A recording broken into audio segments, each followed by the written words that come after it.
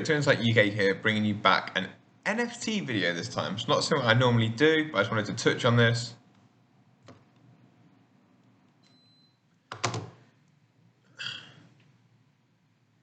Hey guys, how are you doing? It's Cryptoinsightuk here, bringing you back another YouTube video. This time we're jumping into NFTs. I'm going to leave that in there because it's kind of funny. We're jumping into NFTs. I'm going to give you 3 projects that I've got my eye on who are like small caps, 2 like speculative NFT plays, and then some of the bigger projects, but some ways to look through to see if you can get more value if you are looking to purchase one of those. So if you're interested in any of that, please hit the like, subscribe, and share this with a friend. I don't do NFTs very often. I think it's a great time to be looking at NFTs. Again, if you can pick ones that may or may not survive, that is brilliant. If you can pick the ones that do survive, you're going to make a shitload of money now, because basically OpenSea trading volume is down 99% since its high. In my opinion, the perfect time to be looking. A lot of these may go away, but I've tried to pick ones that I think have a good community and definitely have the legs to bounce back. And this is some good alpha in my opinion, obviously. Yeah, let me know what you guys think in the comments. If I've missed anything that you particularly like, send it over, I'll have a look into it. But there's a few reasons why I like these projects. Excuse the background noise, there's building work going on. It's going to be like this for the foreseeable future until I can get myself like a studio or something. But cash flow is a bit of an issue. So if you do enjoy the videos, please share them with a friend. As I said, I do make a tiny bit of revenue from YouTube, but also subscribe to my newsletter if you want to learn more about macroeconomics, my crypto tips in depth, my thoughts on the market, and then some technical analysis on commodities, equities, and crypto, and different cryptos and entry points on those cryptos, trade ideas essentially. Yeah, that's £10 a month. If you want to check that out, then you can. If not, let's just get into the video. Let's go. So the first collection I've got here is, and remember guys, please make sure you go on the official like collections for all of these. They probably will have scams. So this is DAO Punks by Bankless. The creator of this is Crypto Bushi. I had him on my YouTube podcast a year ago, maybe even on towards 2 years ago now, guys. I can't remember how long I've been in this space for, but these are pretty cool. I actually own 2 of these. Why do I think they're cool? I think the artwork's pretty sick itself. There's something to take into consideration. There's 1,100 in the collection and 623 owners, so that means on average people own 2. Not a lot of traded volume at 182 ETH, but the floor is pretty low. Okay, so why do I like these? Why do I think there's an opportunity here? Well, Bankless is a huge DAO. If that DAO continues to grow, I've not checked in on it for a while, but it had hundreds of thousands of members at its peak, and this was an official DAO Punks. It was their official NFT collection that they launched a while ago. So that's why I think there's a lot of market there. If we get a run on NFTs, or DAO Punks Bankless start promoting it again, then we should get a run. This is their Discord. I don't know how many are in their Discord. I think it said there like a few thousand. I don't know if I'm in Bankless' Discord anymore. Yeah, this is Bankless DAO. There's flipping loads of people in here. So yeah, that's basically why. And also Crypto Bushi's a super talented artist. He's pretty forward looking in the space. Like he was one of the first few people to launch merch with the product. I've actually got some of his merch, like the t-shirt and that, etc., even though it cost me an arm and a leg to get it sent over from America. Next we have Brain Vomit's Garden. This is by, I think, Stephen G or something like that. I can't remember exactly his name. They've got a really strong community, and they've got a website come in. They had a game come in. I think they're still building on that. The guy's super smart. They've got quite a big following on Twitter, 11.5 thousand. Stephen Rea, sorry. He's got 18,000 himself. So there's a big community there. Again, 4,400 items, 2,200 owners, a lot more ETH in like traded volume. If you look at where some of the prices have been, they've been all the way up. If we go to, let's go to all time. Excuse that drilling if you can hear it. It's doing my flipping head in. If you go to all time, look, the prices have been all the way up at floor for 0.79 ETH.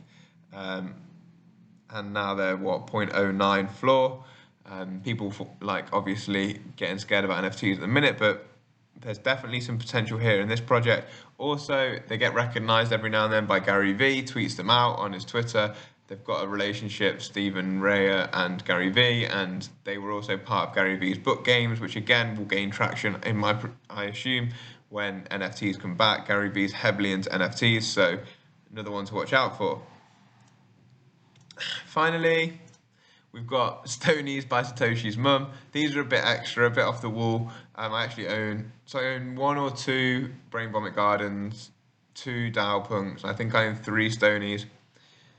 I like Satoshi's mum as a person. I think he doesn't really know me. I don't really know him, but I look at his Twitter and he works really hard. That's why I say I like him as a person.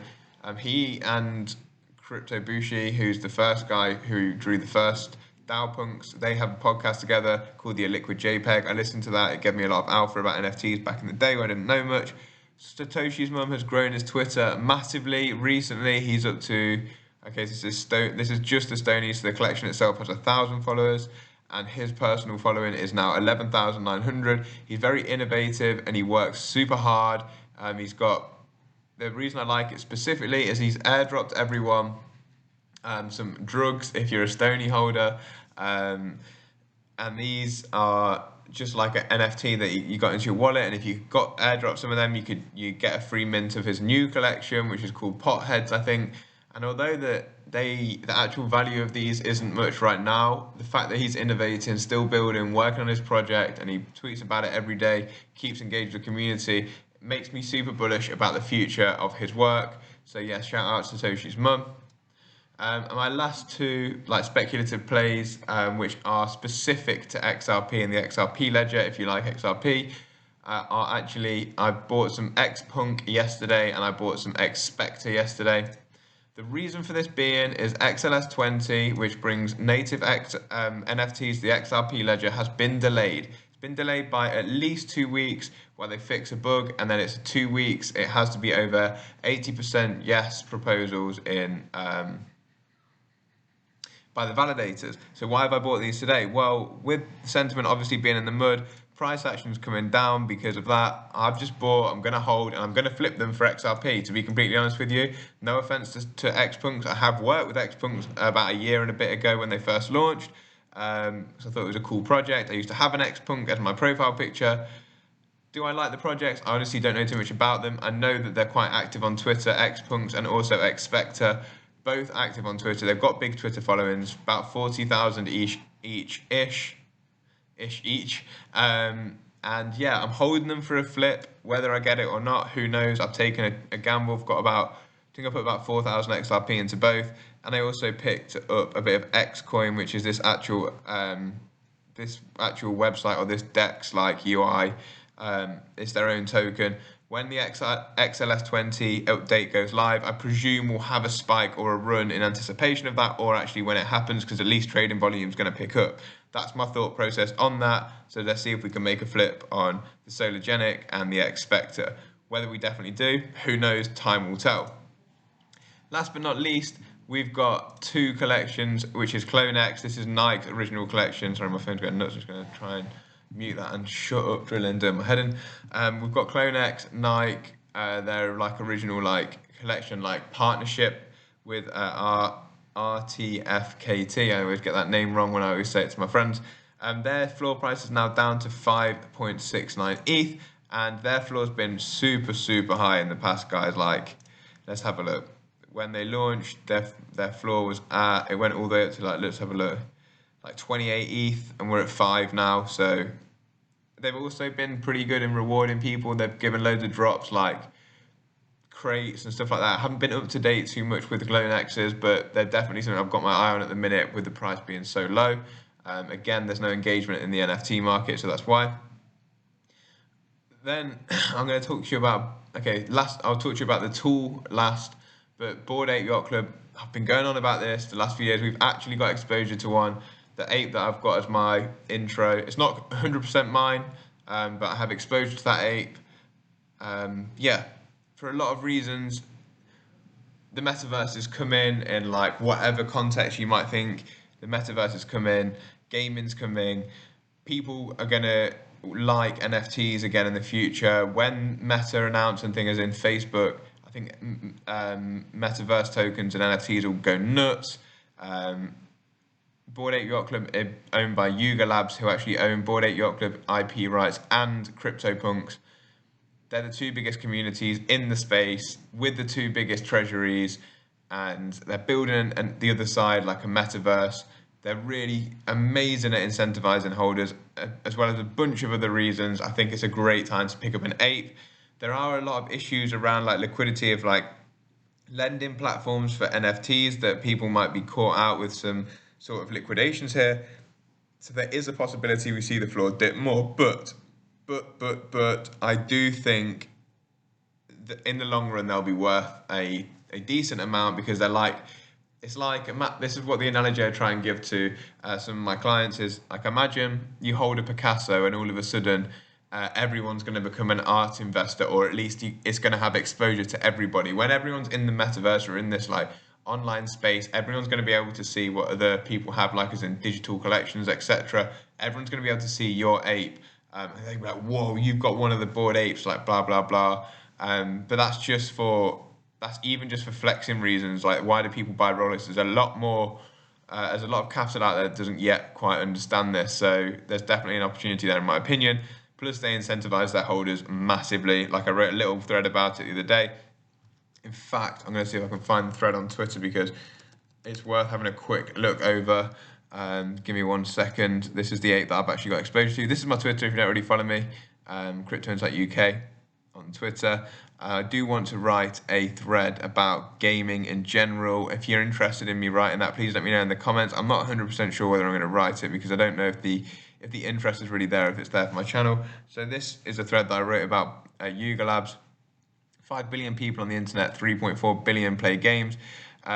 Gaming in Web3 is yet to go mainstream. As Yatsui says in a recent conversation, it's basically a matter of time until they come, because all the funding went into Web3 gaming. And in this clip, he says, I don't want to play it for copyright reasons, he says like 180 million people are going to come into the space over the next 18 months. Or no, yeah, did he say 180 million? He might say 300 million, one of the two. Anyways, but it's quite a lot either way, but I'd rather get the fact right. I don't want to play it. So if I put 300 million here, I just spat everywhere, great. I put 300 million here, it's probably 300 million that he says in Web3 gaming in the next 18 months. That's roughly the same amount of people that use crypto today. We want to own a digital property. That's essentially why I've talked about that they own they own CryptoPunks as well. And that if you held your Bored Ape Yacht Club from day one, in airdrops alone, you'd have made over 200k. So you're also in a club with some of the richest and most forward-looking tech entrepreneurs and entrepreneurs in general in the world. Basically, I think gaming is going to explode. You have the most forward-looking company in the space, who own the two largest communities, the biggest treasury, and the heaviest incentives for their holders to hodl. But why now? 99% of trading volumes down. 40,000 people tested out the other side metaverse. So it's only a matter of time before Mark Zuckerberg and Meta drop some more hype on the metaverse. And will everyone then start running back towards NFTs and metaverse items and tokens? Potentially, and that's my thought process, and that's why we've scooped up a Bored Ape. So last but not least, I'm going to show you how we use rarity. This is how I use it. There's probably better tools out there. So if you're an NFT neek or a degen, please get in the comments and let me know about other tools, because I'm not massively cleared up on this space. I'm just telling you guys what I know. So the thing that I do is I'll just go on auction. I'll just go on buy now, sorry, so to see what's ever listed by now. And if I look at the floors 73 ETH, I'll look at, like, let's say 85 up to 85 ETH for Bored Ape Yacht Club specifically. And then what it does is it tells you how rare some of these items are. So this is 2,100th in rarity, and it's only 2 ETH from the floor. So that's actually a real good scoop, in my opinion. If we have a look, what else is at 2,000 rarity? I don't know where else we'll be able to do that. There is a way that you have a look. Minimum rarity, let's go up to, what is it, 2,000. Let's go to 2,500. It's max rarity. And we'll get rid of the buy now and the price. We'll go for max 2,500. Apply. I want to get rid of the price as well. Apply. We'll just go buy it now so we can see. But we'll go minimum rank of 2,000 flat, so we can just get ourselves a bit of an idea. So these are between 2 and 2,500 rarity and what they're listed for. If we see that that ape was what, 2,300, it should be here somewhere. Where are you, Mr. Ape? Here. He's 75 ETH, and if you look at the ones either side of him, 130, 256, 120, 222, 186, 101. So you're looking to make a decent flip. That's how much below floor value he is, or below the value of what he should be being bought for, in my opinion. There are other things that go into it, like what the ape actually looks like, those sorts of things. Specific items, specific collectors like, they bring up the value. But just, yeah, that's everything on that from me, and I hope you've learned something in this video. If you did, please share it with a friend and drop a comment. It helps so much. Subscribe to the channel if you did enjoy, and I'll speak to you on the next one. Peace up, A-Town down.